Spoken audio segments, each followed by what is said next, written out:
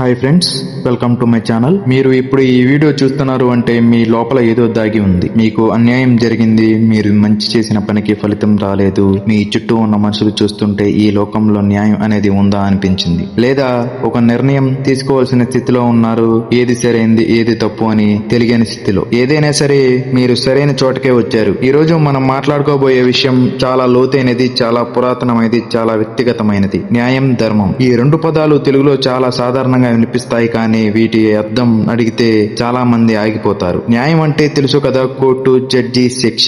ధర్మం అంటే తెలుసు కదా, మంచిగా ఉండడం, దేవుణ్ణి నమ్మడం. కానీ అంతేనా? అంతకంటే చాలా ఎక్కువ ఉంది. ఒక్కసారి ఆలోచించండి. రాముడు తన సొంత భార్యని అడవికి పంపాడు. ఇది న్యాయమా? పాండవులు 13 సంవత్సరాలు అన్యాయంగా అడవిలో గడిపారు. అప్పుడు వారు యుద్ధం చేయడం ధర్మమా? ఒక తండ్రి తన కొడుకు తప్పు చేసినా వెనకేసుకొస్తాడు. అది ప్రేమ, అధర్మమా? ఒక మనిషి నిజం చెప్పినందుకు ఉద్యోగం పోతే న్యాయ వ్యవస్థ ఎక్కడ ఉంది? ఈ ప్రశ్నలకి తేలికైన జవాబులు లేవు, ఉన్నాయి. కానీ వాటి అర్థం చేసుకోవాలంటే లోతుగా వెళ్ళాలి. ఈ వీడియోలో మనం అదే చేయబోతున్నాం. మనం మాట్లాడుకోబోయే విషయాలు న్యాయం, ధర్మం గురించి. అసలు న్యాయం అంటే ఏమిటి? న్యాయం అంటే కేవలం శిక్ష కాదు. న్యాయం అంటే కేవలం చట్టం కాదు. న్యాయం అంటే సరైన వాటికి సరైన వారికి ఇవ్వడం. ఒక చిన్న ఉదాహరణ చెప్పనా? మీ ఇంట్లో 3 పిల్లలు ఉన్నారు అనుకోండి.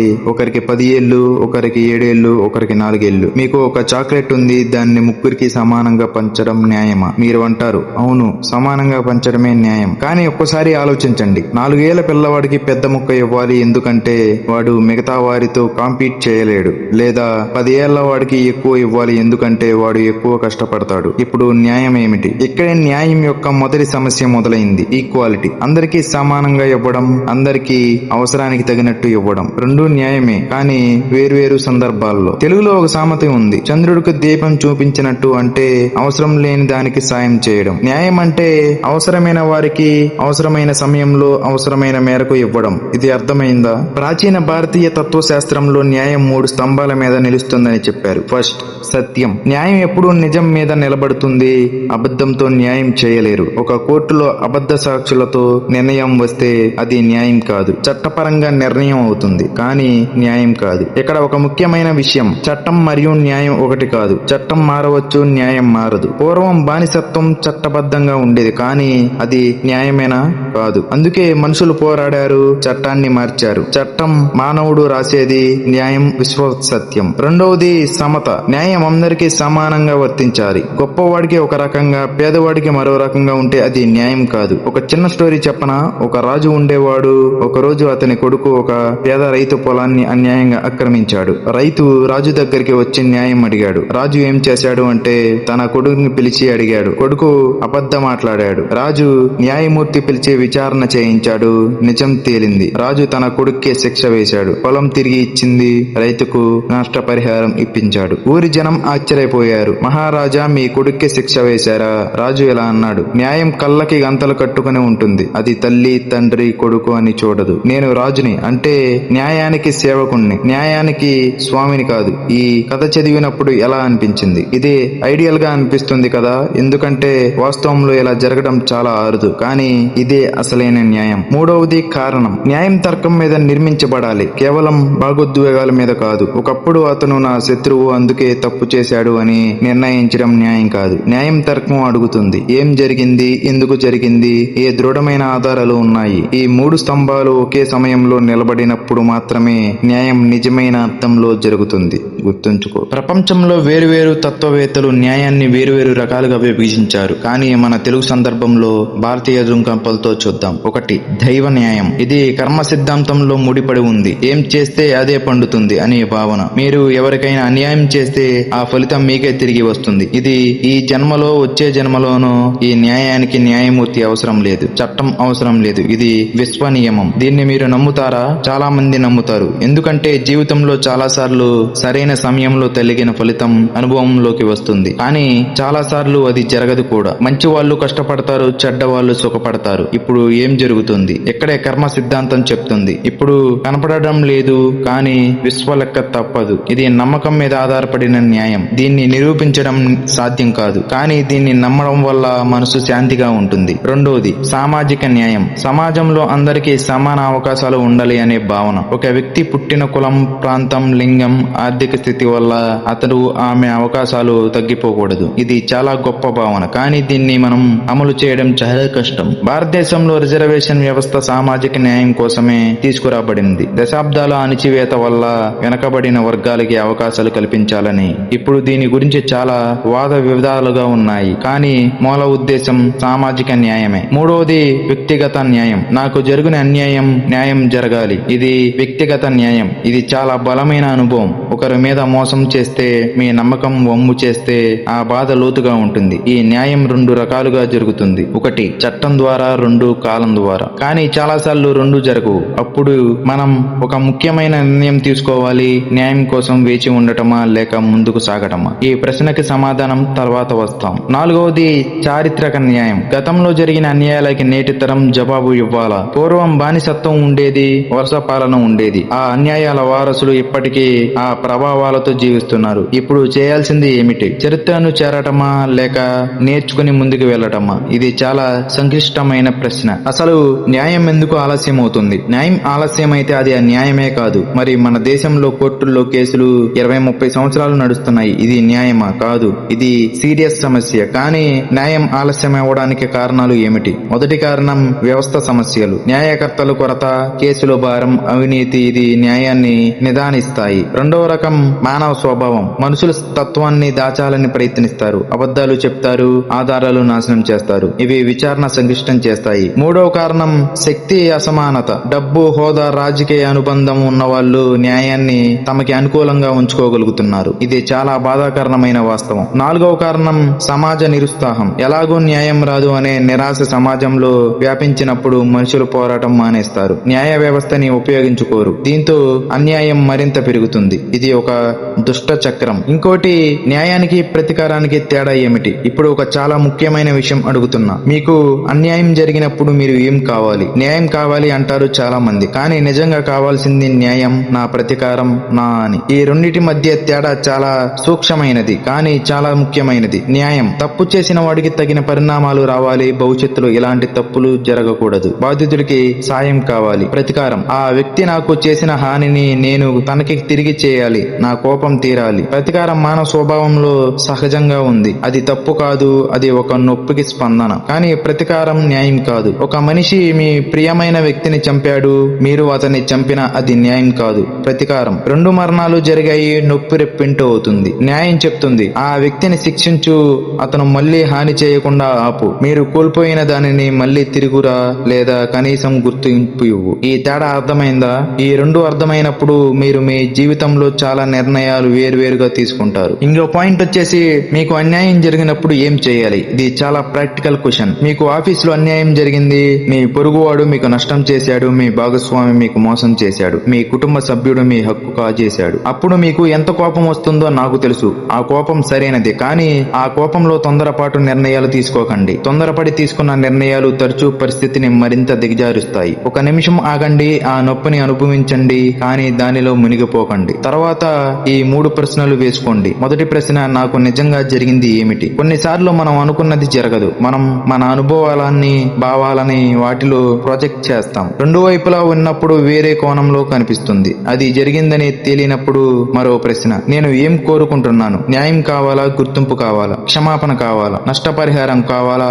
ఆ వ్యక్తి జీవితం నాశనం కావాలా? మీ లక్ష్యం స్పష్టంగా ఉంటే మీ దారి స్పష్టంగా ఉంటుంది. మూడవ ప్రశ్న, నా దగ్గర ఏమి మార్గాలు ఉన్నాయి? మాట్లాడడం, రాసి ఇవ్వడం, మధ్యస్థం, చట్టపరమైన చర్యలు, సామాజిక ఒత్తిడి. వేర్వేరు పరిస్థితులను వేర్వేరు మార్గాలు. ఈ 3 ప్రశ్నలు అడిగిన తర్వాత మీ నిర్ణయం చాలా స్పష్టంగా, శక్తివంతంగా ఉంటుంది. గుర్తుంచుకో. సరే, న్యాయం గురించి చాలా మాట్లాడాం. ఇప్పుడు ధర్మం. ధర్మం అనే పదం చాలా సార్లు వింటాం, కానీ దీని నిజమైన అర్థం సంస్కృతంలో ధర్మం అంటే ధారణాత్ ధర్మ, అంటే నిలబెట్టేది ధర్మం. అంటే ధర్మం అంటే విశ్వాన్ని, సమాజాన్ని, మనుషులను నిలబెట్టే శక్తి. ఇది కేవలం మతపరమైన విషయం కాదు, ఇది జీవన విధానం. ఒక చిన్న ఎగ్జాంపుల్ చెప్పనా? ఒక వైద్యుడు ఉన్నాడు. రాత్రి 12 గంటలకి ఒక రోగి వస్తాడు. వైద్యుడికి నిద్ర వస్తుంది, అలసట ఉంది, కానీ రోగికి సహాయం చేస్తాడు. ఎందుకు? అతను నా వృత్తి ధర్మం వైద్యం చేయడం అని నమ్ముతున్నాడు కాబట్టి. అది ధర్మం. మరి అదే వైద్యుడు డబ్బు కోసం అవసరమైన ఆపరేషన్లు చేస్తే అది ధర్మం విరుద్ధం. అర్థమైందా? ధర్మం అంటే మీ స్థానానికి, మీ సంబంధాలకి, మీ సమాజానికి మీరు చేయవలసిన బాధ్యతలు నిజాయితీగా నెరవేర్చడం. నెరవేర్చడం, అదే ధర్మం అంటే. భగవద్గీత మరియు వివిధ పురాణాల్లో ధర్మాన్ని 4 స్తంభాల మీద నిర్మించారు. ఒకటి సత్యం, నిజం చెప్పడం, నిజంగా ఉండటం.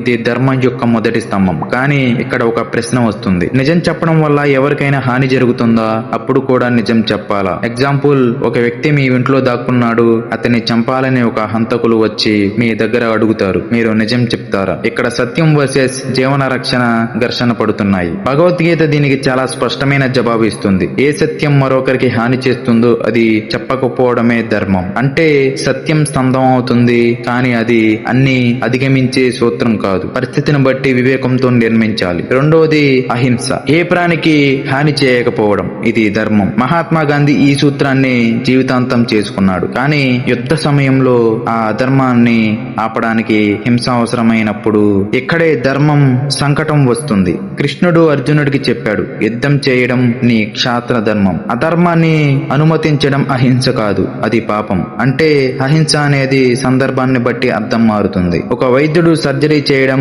హింసలా కనిపించవచ్చు, కానీ అది నిజానికి జీవన రక్షణ. మూడోది తపస్సు, మన కోరికలని స్వార్థాన్ని నియంత్రించుకుని మంచి పని చేయడం, ఇది తపస్సు. ఇది కేవలం అడవిలో తపస్సు చేయడం కాదు, రోజు ఉదయం లేచి పని చేయడం, సోమరితనాన్ని అధిగమించడం, పని మీద దృష్టి పెట్టడం, ఇవన్నీ తపస్సే. ఒక విద్యార్థి పరీక్ష రాత్రి అన్ని బాధలను పక్కన పెట్టి చదువుతాడు, అది తపస్సు. ఒక తండ్రి తన కోరికలను పక్కన పెట్టి పిల్లల చదువు కోసం కష్టపడతాడు, అది తపస్సు. నాలుగోది దానం, మన దగ్గర ఉన్నదాన్ని అవసరమైన వారితో పంచుకోవడం. ఇక్కడ ఒక ముఖ్యమైన విషయం, దానం కంటే కేవలం డబ్బు కాదు. సమయం దానం చేయవచ్చు, జ్ఞానం దానం చేయవచ్చు, ప్రేమ దానం చేయవచ్చు, సాయం దానం చేయవచ్చు. నా దగ్గర డబ్బు లేదు, నేను దానం చేయలేను, ఇది సరికాదు. గుర్తుంచుకో. ధర్మం వ్యక్తిగతంగా ఎలా ఉంటుంది? ధర్మం అంటే విశ్వవ్యాప్తమైన భావన, కానీ అది ప్రతి మనిషికి వేరువేరుగా కనిపిస్తుంది. ఎందుకంటే ప్రతి మనిషి వేర్వేరు పాత్రలు ఉంటాయి. స్వధర్మం వర్సెస్ పరమధర్మం. భగవద్గీత 3వ అధ్యాయంలో కృష్ణుడు చాలా ముఖ్యమైన మాట చెప్తాడు, స్వధర్మే నిధనం శ్రేష్ఠ పరధర్మో భవః. అంటే మీ స్వంత ధర్మంలో మరణించడం మేలు, పరధర్మంలో భయంకరమైనది. ఇది అర్థం ఏమిటి? ఒక రైతు తన పొలం సాగు చేయడం అతని ధర్మం. అది చేస్తూ మరణించినా పర్వాలేదు, కానీ అతను రైతు పని వదిలి రాజు పని చేయాలని ప్రయత్నిస్తే అతనికి తగదు. మీరు మీ స్వభావానికి, మీ జ్ఞానానికి, మీ సామర్థ్యానికి తగ్గ పని చేయడమే మీ ధర్మం. అది చేసినప్పుడు మీరు చాలా స్పష్టంగా సంస్కృతిగా ఉంటారు. ఒక ఉపాధ్యాయుడు పిల్లలకి నేర్పడంలో ఉండే ఆనందం అతను బ్యాంక్ మేనేజర్ అయినా రాదు. బ్యాంక్ మేనేజర్ ఫైనాన్షియల్ స్ట్రాటజీ చేయడంలో ఉండే ఆనందం అతను టీచర్ అయినా రాదు. మీ స్వధర్మం ఏమిటో తెలుసుకోవడమే జీవితంలో చాలా ముఖ్యమైన పని. గుర్తుంచుకో. ఇప్పుడు చాలా ఇంపార్టెంట్ విషయం మాట్లాడదాం. 2 సరైన పనుల మధ్య ఒకటి ఎంచుకోవాల్సి వచ్చినప్పుడు, ఎగ్జాంపుల్, మీ స్నేహితుడు తప్పు చేశాడు, మీకు తెలుసు. ఎవరికైనా చెప్తే అతను జైలుకు వెళ్తాడు, చెప్పకపోతే ఆ తప్పు కొనసాగుతుంది. స్నేహధర్మం, స్నేహితుడిని రక్షించు. సత్యధర్మం, నిజం చెప్పు. అప్పుడు మీరు ఏం చేస్తారు? కేసు నెంబర్ 2, మీ తల్లిదండ్రులు మీరు ఒక వ్యక్తిని పెళ్లి చేసుకోవాలని కోరుకుంటున్నారు. మీరు వేరే వ్యక్తి మీద ప్రేమ ఉంది. పితృధర్మం, తల్లిదండ్రులను సంతోషపెట్టు. ఆత్మధర్మం, నీ హృదయపు నిజాన్ని గౌరవించు. అప్పుడు మీరు ఏం చేస్తారు? 3వ కేసు, మీరు ఒక కంపెనీలో పని చేస్తున్నారు. కంపెనీ ఒక తప్పుడు పని చేస్తుంది చిన్న స్థాయిలో. మీరు చెప్పకపోతే మీ ఉద్యోగం, చెప్తే ఉద్యోగం పోవచ్చు. వృత్తి ధర్మం, కంపెనీకి విధేయంగా ఉండు. నైతిక ధర్మం, తప్పుని ఎదిరించు. మీరేం చేస్తారు? ఈ ప్రశ్నలకి ఒక్కో జవాబు ఉండదు. ఒక్కో మనిషికి ఒక్కో పరిస్థితిలో జవాబు వేరుగా ఉంటుంది. కానీ ధర్మ సంకటంలో ఒక దారి చూపే సూత్రం ఉంది. ఇప్పుడు కష్టంగా అనిపించిన దీర్ఘకాలంలో ఎక్కువ మందికి మేలు జరిగే నిర్ణయమే ధర్మం. తెలుగు సమాజంలో పాపం పుణ్యం అనే భావనలు చాలా బలంగా ఉన్నాయి. ఏది పాపం, ఏది పుణ్యం? తెలుగులో ఒక అర్థం చెప్పే మాట ఉంది, పరహితమే పుణ్యం, పరపీనడమే పాపం. అంటే ఇతరులకు మేలు చేయడం పుణ్యం, ఇతరులకు హాని చేయడం పాపం. ఇది చాలా సరళమైన సూత్రం, కానీ ఇందులో చాలా లోతు ఉంది. మీరు ఎంత గొప్పగా ఉన్నా, ఎంత గొప్ప దేవాలయాలు కట్టినా, ఎంత దాన ధర్మాలు చేసినా, మీరు ఎవరికైనా నొప్పిస్తే అది పాపమే. మీరు ఎంత పేదగా ఉన్నా, ఏ ఆలయానికి వెళ్ళపోయినా, మీరు ఎంత నిజాయితీగా ఉంటే, ఇతరులకు సాయం చేస్తే అది పుణ్యమే. ఇక్కడ బాహ్యాచారాలు కంటే ఆంతరిక శుద్ధి ముఖ్యం. ఇప్పుడు మీరు అంటారు, ఇవన్నీ పురాణాల్లో ఉన్నాయి, 2026లో ఇవి ఎంత రిలవెంట్? చాలా రిలవెంట్. ఒక సాఫ్ట్వేర్ ఇంజనీర్ ని చూడండి, అతను రాత్రి పగల కంటేకి క్లయింట్ బగ్ ఫిక్స్ చేస్తున్నాడు. అదనపు పే లేదు, కానీ చేస్తున్నాడు. ఎందుకు? నా కోడ్ వల్ల యూజర్స్ కి ప్రాబ్లం వస్తుంది, నేను దాన్ని ఫిక్స్ చేయడం వల్ల నా రెస్పాన్సిబిలిటీ అని నమ్ముతున్నాను కాబట్టి. అది ధర్మం. ఒక టీచర్ రాత్రి 11 గంటలకి ఒక స్టూడెంట్ ని కాల్ చేసి ఎగ్జామ్ కి ప్రిపేర్ అయ్యావా, ఏదైనా డౌట్ ఉందా అని అడుగుతుంది. అది ధర్మం. ఒక వ్యాపారి తన కస్టమర్ కి తెలిసి డిఫెక్టివ్ ప్రొడక్ట్ ఇవ్వడు. అది ధర్మం. ధర్మం అంటే ర్యాంక్ అండ్ ఫిలాసఫీ మాత్రమే కాదు, అది మోడర్న్ లైఫ్ లో ప్రతిరోజు చేసే చిన్న చిన్న నిర్ణయాల్లో ఉంటుంది. భారతదేశంలో న్యాయ వ్యవస్థ గురించి ఒక హానెస్ట్ మాట చెప్పాలి. మన రాజ్యం అద్భుతమైనది. అందులో రాసిన న్యాయ సూత్రాలు ప్రపంచ స్థాయివి. కానీ ఇంప్లిమెంటేషన్ లేదు. 3 కోట్లకు పైగా కేసులు పెండింగ్ లో ఉన్నాయి. సగటు కేసు 10-15 సంవత్సరాలు నడుస్తుంది. న్యాయమూర్తుల కొరత తీవ్రంగా ఉంది. అవినీతి సమస్య ఉంది. ఇది నిజం. దీన్ని చూసి నిరాశపడడం అర్థమవుతుంది. కానీ వ్యవస్థ ఎంత డ్యామేజ్ గా ఉన్నా న్యాయం అనే ఐడియల్ ని వదిలిపెట్టకూడదు. వ్యవస్థకి మార్చడానికి పని చేయాలి. మనం ఏం చేయగలం? మొదటిది, న్యాయ వ్యవస్థని ఉపయోగించడం నేర్చుకోవాలి. రైట్స్ గురించి తెలుసుకోవాలి. లీగల్ ఎయిడ్ అందుబాటులో ఉంది. 2, నిజాయితీగా ఉండాలి. మనమే కరప్షన్ లో పార్టిసిపేట్ చేయకూడదు. 3, వాయిస్ ఉపయోగించాలి. మీరు న్యాయం చూసినప్పుడు మాట్లాడండి, కనీసం ఒక మాట. 4, మీ పిల్లలకి న్యాయం గురించి నేర్పించండి. వచ్చే తరం మెరుగ్గా ఉంటుంది. ఇప్పుడు సోషల్ మీడియా ఒక కొత్త న్యాయ వ్యవస్థలా పనిచేస్తుంది. ఒక అన్యాయం జరిగింది, వైరల్ అవుతుంది, అవుట్ క్రై వస్తుంది, యాక్షన్ తీసుకుంటారు. ఇది మంచిదే, కానీ దీంట్లో సమస్యలు కూడా ఉన్నాయి. ఒకరు తప్పు చేశారు అనే రూమర్ వ్యాపిస్తే వేలాది మంది ఆ వ్యక్తికి అటాక్ చేస్తారు, విచారణ లేకుండా, నిజం తెలుసుకోకుండా. ఇది న్యాయం కాదు, ఇది మాబ్ వైలెన్స్. అందరికంటే దగ్గరగా ఉండే న్యాయ మరియు ధర్మ వ్యవస్థ మీ కుటుంబం. భర్త సంపాదిస్తున్నాడు, భార్య ఏంటి పని చేస్తుంది. ఇది ఈక్వాలిటీనా? న్యాయంగా చూస్తే ఇద్దరు కాంట్రిబ్యూట్ చేస్తున్నారు, వేరువేరు విధాలుగా కానీ